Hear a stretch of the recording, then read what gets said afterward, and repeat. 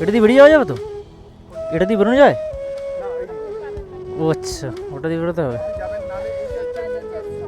তো ভাবো, একটা 90 টাকার ভাড়া নিয়ে এসে 7 টাকার কাছাকাছি কেটে নিল। কি বলবে এদের।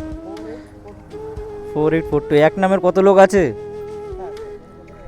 তাহলে? তো মায়াপুর ট্রিপের কথাটা বলি, ওটাকে ডেটটা চেঞ্জ করা হয়েছে। আমি তোমাদের বলেছিলাম যে জুলাইয়ে যাওয়ার কথা, ঠিক আছে? তো অনেকেরই অনেক প্রবলেমের কারণে ওটাকে পিছিয়ে দেওয়া হয়েছে।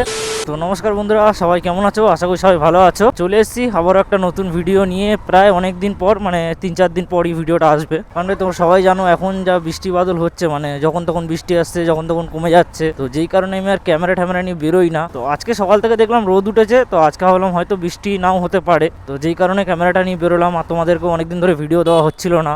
আর অনেকে আমাকে কমেন্ট করে যে দাদা তুমি মানে যেই দিন আর্নিং বেশি হয় সেই দিনে শুধু ভিডিওটা বানাও, মানে রেগুলার ভিডিও আপলোড করো না। তো আমি একটা কথা বলি, দেখো সবথেকে বড় কথা, রেগুলার ভিডিও আপলোড করা সেটা আমারও ইচ্ছে, কিন্তু হয়ে ওঠে না একটাই কারণে, আমি কাজ করে বাড়ি আসতে আসতে প্রায় কোনো সময় 9টা বেজে যায়, কোনো সময় 10টা বেজে যায়, আর কোনো দিন হয় আগে চলে আসি। তো একটা ভিডিও এডিট করতে, সব ক্লিপ কেটে সব কিছু করে এডিট করতে একটা মোটামুটি মিনিমাম মানে ধরে নাও 4 ঘন্টার কাছাকাছি সময় লাগে। এবার আমার ফোনটা যা, সেই হিসাবে মানে মোটামুটি 4 ঘন্টার বেশিও লেগে যায়। তো কাজ থেকে এসে ওরকমভাবে এডিট করা ওইভাবে পসিবল হয় না।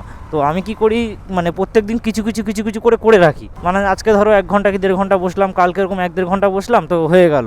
বা তার পরের দিন বসলাম, হয়ে গেল। এরকম করলে মানে আমার কী হয় যে ইজি হয়ে যায়, একটু রেস্টও পাওয়া যায়, শরীরটা রেস্টও পায়, প্লাস আমার এডিটটাও কমপ্লিট হয়ে যায়। ওই কারণেই ভাই আমি মানে রেগুলার দিতে পারি না, ঠিক আছে?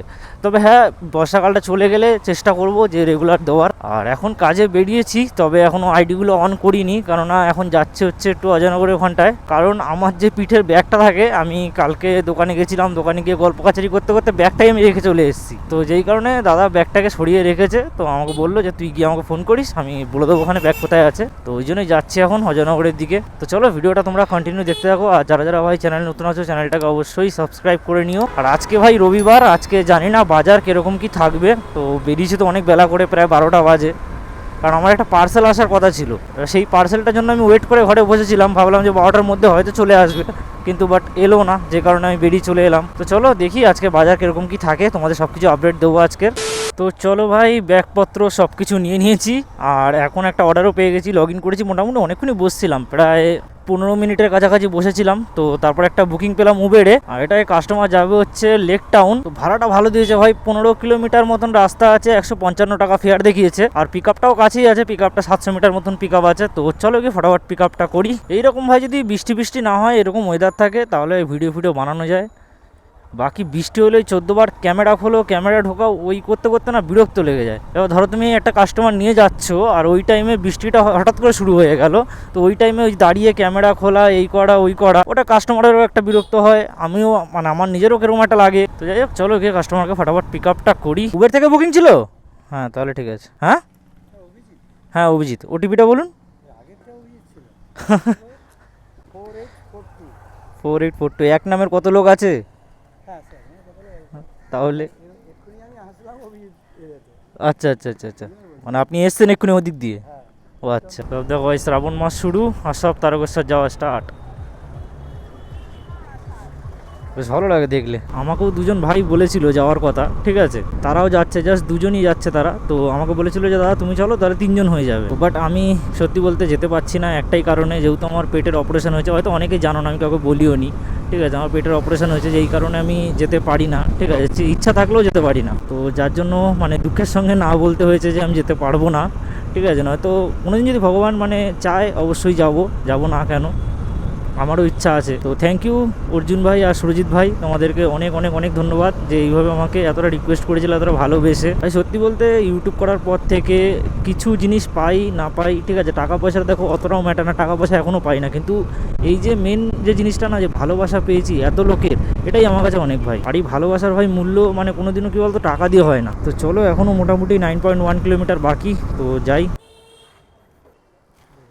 আচ্ছা ঠিক আছে, দেখো ক টাকা দিল, দেখো 155 টাকা, ঠিক আছে?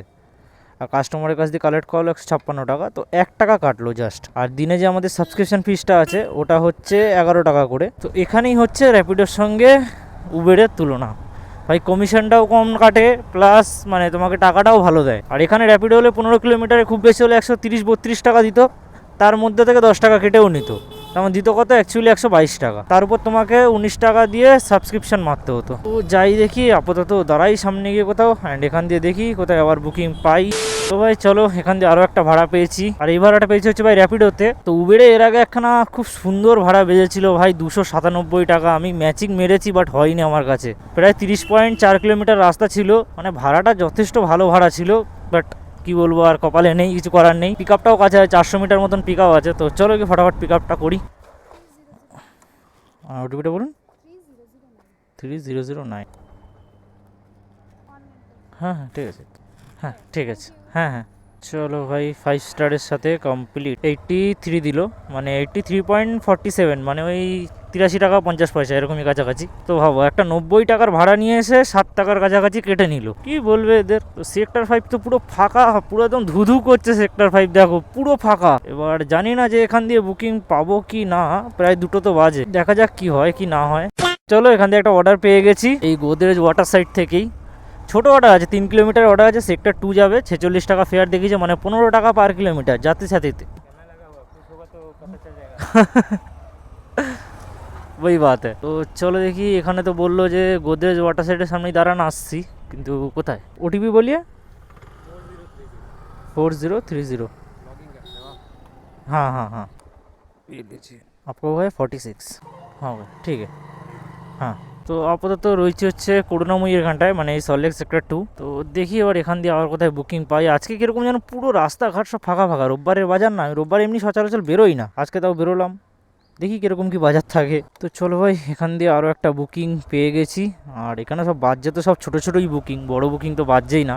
আর যাও বা র্যাপিডোতে একটা দুটো বড় বুকিং বেজেছে, কিন্তু সে এত ভাড়া কম আর কিছু বলার নেই, যার জন্য অ্যাকসেপ্ট করিও নি। তো এখন একটা ছোটো ভাড়াই পেয়েছি, 1 কিলোমিটার মতন ভাড়া আছে, 40 টাকা ফেয়ার ভাই। তো পিক আপ তো কাছেই আছে, প্রায় 100 মিটারও পিক আপ ছিল না, এখান দিয়ে এলাম এখান অব্দি। ওটিপিটা 2485। ভেতরে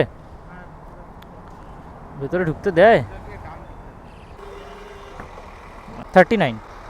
হ্যাঁ ঠিক আছে। তো চলো ভাই 1 কিলোমিটার এলাম, 39 টাকা পেলাম, মানে 40 টাকাই পেলাম, 1 টাকা ওলা দেবে। চলো বাস স্ট্যান্ড থেকে বেরোই এবারে টুকটুক করে। এই গাড়িটা আমার হেভি লাগে ভাই, আর লুকটাও যত সুন্দর, মানে ভেতরে কি বলবো সব কিছুই হেভি সুন্দর, একদম দারুণ গাড়ি। তারাই দেখি এখানে, এখান দিয়ে যদি বুকিং পেয়ে যাই তো খুব ভালো কথা। এই গাড়িটা পুরো নতুন, এখনও নাম্বার প্লেট হয়নি, এখনও শ্যামলির গাড়ি,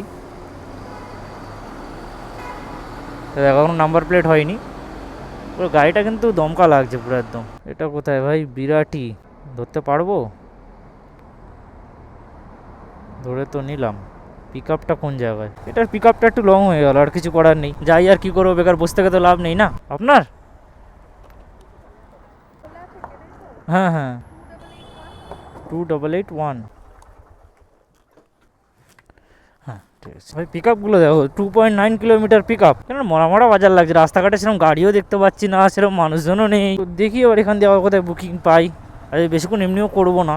তো ভাই চলো এখানে বসে একটু খাওয়া দাওয়া করে নিলাম। তো তারপরে এখান থেকে একটা পার্সেল বুকিং পেয়েছি, আর এই পার্সেল বুকিংটা পেয়েছি হচ্ছে র্যাপিডোতে। তো পার্সেলটা যাবে নিউ টাউনের দিকটায়। পিক আপ মোটামুটি 1.3 কিলোমিটার মতন পিক আপ আছে, আর ড্রপ দেখালো 15 কিলোমিটার মতন ড্রপ দেখিয়েছে, 155 টাকা ফেয়ার। কাস্টমারকে ফোন করে জিজ্ঞাসা করে নিয়েছি যে পার্সেলটা কী আছে, কারণ বড় পার্সেল হলে না তখন অসুবিধা হয়ে যায়। গিয়ে ধরো 1 কিলোমিটার কি 1.5 কিলোমিটার গেলাম, গিয়ে দেখলাম এমন বড় পার্সেল যে যেটা নিয়েও যাওয়া যাবে না। তো কাস্টমার বললো যে ছোট পার্সেল আছে যান। তো চলো গিয়ে পার্সেলটা ফটাফট পিক আপ করি। তো এখান দিয়ে নিউ টাউনের দিকে যাচ্ছি, গিয়ে ওদিক দিয়ে যদি একটা বাড়ির দিকে বুকিং পেয়ে যাই তাহলে নিয়ে বেরিয়ে যাবো, কারণ আছে বাজার সেরকম ভালো না। না অর্ধেক টাইম কি হলো, তো বসে বসেই টাইম কেটে যাচ্ছে। অর্ডার আসছে না এমন নয়, অর্ডার আসছে, কিন্তু মানে পুরো ভুলভাল অর্ডার, মানে যেই জায়গায় গিয়ে তুমি আরো ফেসে যাবে উল্টে। আর যেখানেই গিয়ে দাঁড়াচ্ছি মোটামুটি পিক আপ 2.5 কিলোমিটার 3 কিলোমিটারের কমে কোনো পিক আপ পাচ্ছি না। আর অনেকে আমাকে মানে বলছিল যে দাদা তোমাদের মানে মায়াপুর ট্রিপটার ব্যাপারটা কি হলো।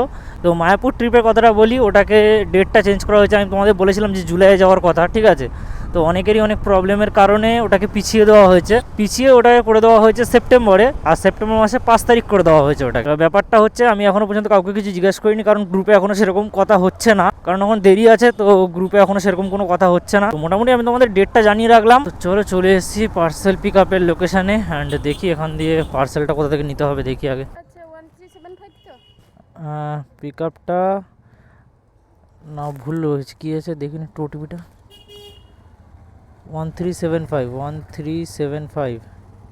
হ্যাঁ হ্যাঁ এটা হয়ে গেছে, এটা ঢুকিয়ে দিন একটুখানি। ব্যাস। এটা দিয়ে বেরিয়ে যাওয়া যাবে তো? এটা দিয়ে বেরোনো যায়?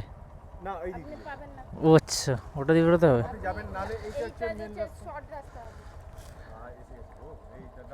না সে এক ওদিক দিয়ে মেন রাস্তা দিয়ে একই ব্যাপার। ভালো হলো ভাই, 3 কিলোমিটার আমার কমে গেল, 12 কিলোমিটার রাস্তা হয়ে গেছে। ওটিপিটা বলুন তো। চলো ভাই, কমপ্লিট পার্সেল ডেলিভারি। বাবা এটার কতক্ষণ টাইম লাগলো এইটুকু করতে, এই জন্য পার্সেল ডেলিভারি আমি নিই না, প্রচুর টাইম ওয়েস্ট হয় পার্সেল ডেলিভারিতে। তো যাই হোক, চলো দেখি এখান দিয়ে বেরোই আর কোথায় অর্ডার পাই।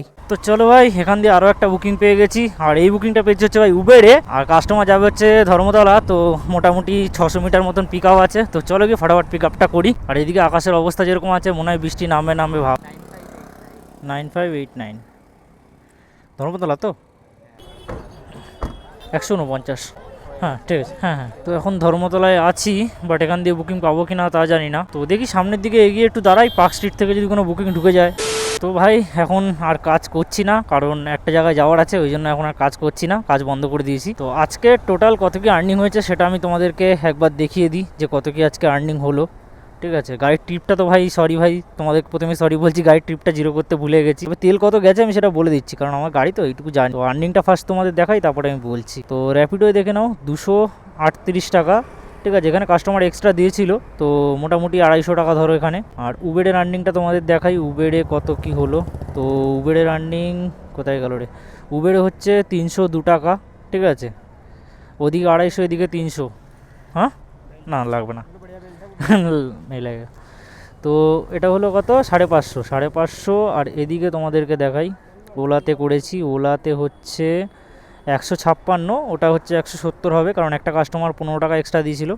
তো 170 ধরে নাও, ওই 800 টাকা মতন ধরে নাও, 810 টাকা, ওই 800 টাকাই ধরো। ঠিক আছে, ক্যালকুলেট করে। তো 800 টাকা মতন কাজ করেছি। কতক্ষণ কাজ করলাম সেটা বলি। মোটামুটি 1:30 থেকে কাজ স্টার্ট করেছি, এখন বাজে ঘড়ির কাটায় 6:30। তো মোটামুটি 5 ঘন্টা মতন কাজ করেছি, আর এই 800 টাকা মতন আর্নিং হয়েছে। এর মধ্যে তেল মিনিমাম ধরে রাখো 150 টাকা কাছাকাছি তেল গেছে। মোটামুটি আর্নিং লাভ হচ্ছে 650 টাকা, তার মধ্যে 50 টাকা এদিক ওদিক খাওয়া দাওয়ায় চলে গেছে। তো 600 টাকা মতন লাভ আছে। তো এই হচ্ছে ভাই, এই দেখো দেখো দেখো দেখো দেখো, দেখেছো? এইগুলো কি বলবে বলো। এই হচ্ছে আজকের হিসাব। আর তোমাদের যদি ভিডিওটা ভালো লেগে থাকে তো ভিডিওটা লাইক করে দিও, আর চ্যানেলটাকে যাওয়ার আগে সাবস্ক্রাইব করে দিও, যদি সাবস্ক্রাইব না করা থাকে তো। ভাইরে ভাই হাওয়াটা সেরা দিচ্ছে, দুপুরে যা গরমটা দিয়েছে বাইরে এখন হাওয়াটাও সেরা দিচ্ছে। কোথাও এক জায়গায় বৃষ্টি হচ্ছে কোনো সাইডে, কারণ ওইদিকে দেখো মেঘ পুরো ভর্তি, ক্যামেরায় যায় না ধরা পড়বে কিনা, কিন্তু ওইদিকে পুরো মেঘ ভর্তি, বৃষ্টি তো হচ্ছে কোনো এক সাইডে। আর ভিডিও ভাই এখন চেষ্টা করছি, ভিডিও তোমাদেরকে রেগুলারলি দেওয়ার চেষ্টা করব, যদি এরকম যদি বৃষ্টি না হয়, ওয়েদার যদি ঠিক থাকে তো। তো যাই হোক, ভিডিওটা এখানেই শেষ করে দিচ্ছি। সবাই ভালো থাকো, সুস্থ থাকো, আর সাবধানে কাজ করো, সাবধানে গাড়ি চালাও। তো চলো টাটা।